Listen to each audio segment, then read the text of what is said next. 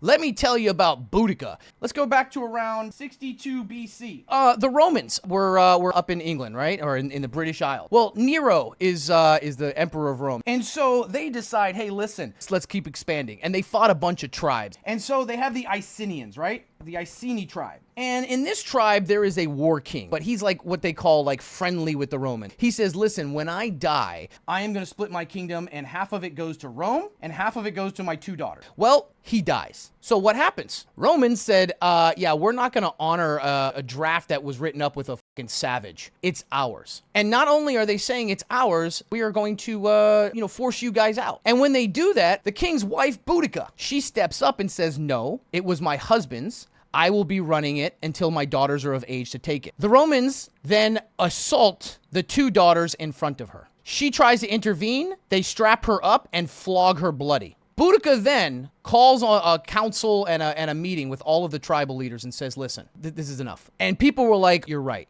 They want her to lead them. And so they organize this massive army of 100,000 people. The Romans have no idea that this is happening. And they make their way to the first Roman city. And they just wipe it out. And what do the Romans do? They send 200 unarmed slaves. Thanks for the 200 people, by the way. They now make their way to London. They burn London to the ground. There were 100,000 slaves. Guess what? We just doubled our army. And Nero says, you know what? I guess, fuck it, whatever. So what does he do? He gets together the remaining 5,000 Romans, but then does a plea and says to all of the retired, older, soldiers or whatever, you know how you live on this island, you have slaves and you have all this good life? It's in danger if we don't stop them. The Romans decided that they were going to put themselves strategically. And they put their shield wall up, and these guys come flying in. They hit the shield, and then they do the thing where they stab and then pull out. They're dropping like flies. They can still do this. All they got to do is be quick